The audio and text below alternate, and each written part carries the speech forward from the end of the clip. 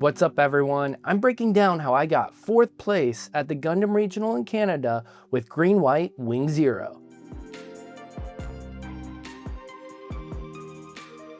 What's up everyone, it's Garrett with Talking Cards, and I just got back from Canada where I got 4th place at the Gundam Regional and secured my invite for Nationals.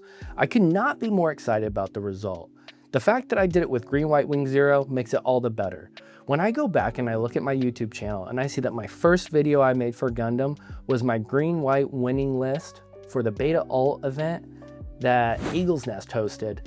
And that was kind of like the list that helped put Green White Wing Zero on the map and start that Green White Wing meta. So it's so cool to see how much it's evolved since then to this list that, secured my invite, secured me a mat, and secured me a top 8 hero card. So it's really cool to see that evolution, and I'm gonna go over that evolution for you guys today, as well as some choices in the deck list. So let's get into it. All right guys, let's get into the deck list. So I'll leave the hero here so you guys can see it. It's pretty cool. The drawing's a little wonky, but the card itself looks great, so I'm really happy with it. And we'll start with the deck list. We gotta start with Wing Gundam Zero. We're at 4 copies now, just to see it more. We're not playing any, path to victories anymore. We're not doing any first contacts like we were, 3 months ago or anything like that. So you just wanna be consistent in finding this card. It's crucial. And it's really just the heart of the deck. Without Wing Gundam Zero, it's just a different deck. And we would be doing so many different things. So we're at 4 right now. And then I have 2 Freedom Gundam. And I'll explain this more when you see the next part. So we're at 2 Freedoms, 4 Wing Gundam, and then 4 Ale. And this is our high end, I'd say. This is pretty much, 5 mana and on, 5 resources and on, what we can play.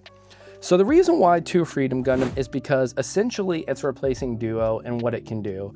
It can pretty much, with Akira Pilot, reduce something down to 4, and hopefully you can remove it with taking little damage and still making them have to trade into you just like a Duo would. And it's just a blocker, and it's really good before a Wing Gundam Zero play. So I'm really happy with the 2 Freedoms. 3 would have been really cool if we could have made it work, but we still had to play for the green-blue matchup. So speaking of that, we'll get into the lower end stuff. We got 3 Sword Strike Gundams, 3 Wing Gundam Bird Mode, 4 Gundam Livrith, and 3 Zowards. And this does it for our units, and I'll speak on some of this. I like 3 Sword Gundam. I played with 4, and 4 just felt too clunky because sometimes you just have to play it out without a pilot. And when you're doing that, Sword Strike doesn't feel so good. And then 3 Bird Mode. I actually took this part from Ralph's list. I have always been dedicated on 4 Bird. But going down to 3, I tried after I saw Ralph have success with it in California, where he won the regional with Green White Wing Zero. So I liked it a lot, and I totally took that from him. And you should totally take inspiration where you can and totally learn from the meta. I saw what he was able to do in California, and I took one of my earlier lists that I had for this kind of build, and I'll share what my earlier list was and how I got there as well. But this was something I definitely took from Ralph and I really liked. This was a really good addition because I didn't see Wing too much, but when I saw it, it was always nice. It was nice seeing the Wing Gundam Bird Mode, and I still think Wing Gundam Bird Mode is a must. You gotta play it. So 4 Livriths and then 3 Zowards, because Zowards the worst card in the deck, but you still have to run it because of green, blue, and aggro. So we're at 3 of those. 1 Hawk, we'll get into the commands now. 2 Unforeseen. 3 Striker Pack,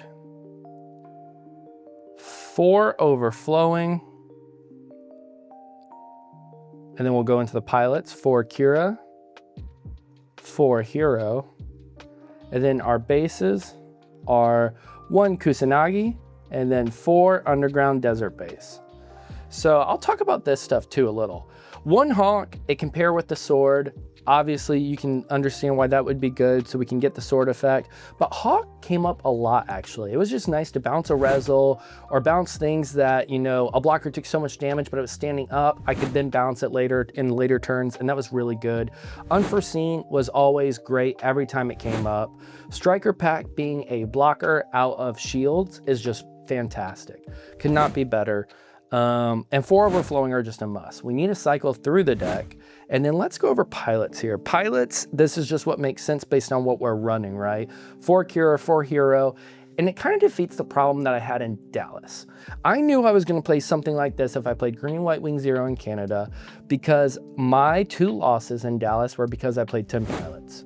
I firmly believe that, because there was the 2 games I lost, I had 5 pilots in hand, and 10 just gave me too much opportunity to see them. Every burst was a pilot when I wished it was something else, and it was just unfortunate that that's the way I lost in Dallas, and I didn't want to repeat that here. So I wanted to play a super consistent build, and I felt like this was it. And Kusanagi playing 5 bases really helped. It gave me another burst target that kind of drew me a card, and also like it replaces itself. So if I use it to bounce a Rezel or bounce a blocker that already has damage, like I was speaking about Hawk, and that's how I won 1 game during the tournament, Kusanagi draws me a card, because I get to take one of my shields as well. So it replaces itself in my hand, which is really important in a deck that doesn't have plus cards often, you know. We're at 18 burst, I believe, and that felt really good to try to hit more cards into hand. Other than that, I think the list is super solid. I think it's super consistent. I'm also a 4 Ale believer. I've never played less than 4 Ale, and I will always play 4 Ale. It's still sometimes the MVP. Like, there were games where I didn't even get to play Wing Zero, and Ale was just so good. Ale's just the card that I would just never not run for sure, and it needs to be in every build at 4, I believe. And I really like this build a lot. And it's funny when you compare it to the build that I'll show right now of where we started, you know. Like, this was the build that I won the Eagles Nest Beta Alt tournament with, and now we're here.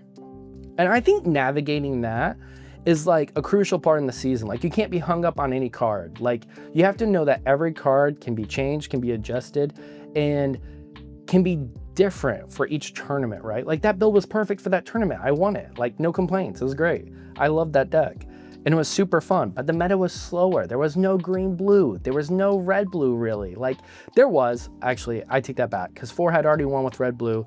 So there was red blue, but like, people weren't playing it that hard, and people were trying like Sinanju in it, and then Shambo. Like, people were trying a bunch of things in it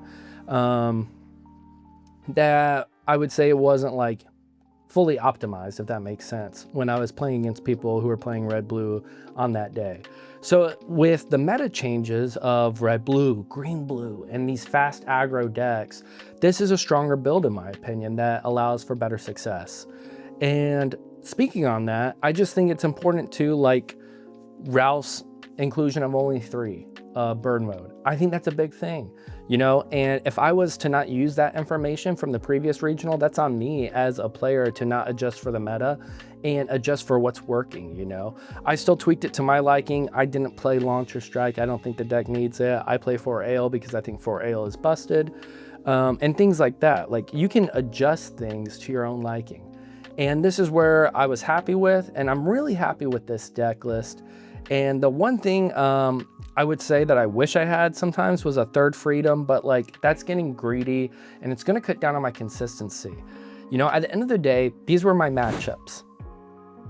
I played 6 straight green, white, wing zero mirrors, won them all, and then I played green, blue. The eventual champion of the event, you know, he played great, and he, you know, he won, and it was fine. It was cool. He was a good guy. I was rooting for him because obviously it's good for my breakers. But I was rooting for the guy. He was a nice guy. But I misplayed in that game because I kept a hand that was more favored in the mirror than as opposed to green, blue. I didn't know what I was up against. And I had just played 6 green, white mirrors. So I was pretty locked into the green, white mirror mindset. So that was a error on my end. And then after that matchup, I played another green, white mirror, won that, and then I played a really good blue-white player. We had a great game. Guy was fantastic, super nice. And then to end the day, it was another green-blue, and I was able to take that home without actually playing a Wing Gundam Zero. It was an interesting game where Wing Gundam Zero could have lost me the game if he had 2 units and 2 pilots in hand, and which he actually did. So I played around it by playing more blockers and going wider than he could deal with, if that made sense. So like, my last 2 cards in hand when I won the game were Wing Zero and like a pilot. And that brings me to kind of the last thing I want to talk about, which is you have to adjust for each game for the board state at hand, for what your opponent's doing, for what you can do, and really take advantage of what the game is presenting, you know? In that green-blue matchup, I saw that he had a pretty healthy hand and he wasn't playing units. I didn't know if he was didn't have them or if he was playing around Wing Gundam Zero. So instead of allowing him to benefit off of me not getting a great Wing Zero off, I instead went wide with blockers and kind of emptied my own hand. And that's how I won that game. And that might go against traditional thinking, you know, maybe I just drop this Wing Zero and win the game.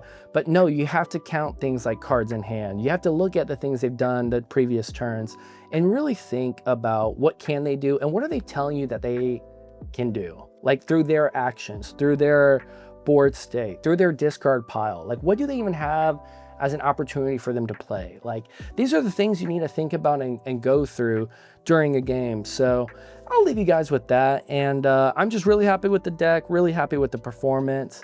If you guys want to give it a shot, go ahead. I'll definitely be updating all my Metafy content as well, especially the green, white, wing stuff, and then try to update it for set 2. I don't know how much the deck changes yet, but the cool thing about green, white, wing Zero is you kind of adapt it for the meta. Like you can change things. Like look how much we've evolved so far this meta. This was one set. Green, white, wing Zero has seen like 4 different builds since its start. So I think it's interesting that we can have so much variation with one deck, and it just goes to show you the deck building in the game, you know? Even if it's a thing like I'm not playing 2 Launcher Strike and Ralph was, like it's a different deck. And you look at the second place list, he was playing Duo Death Scythe, the 4-2.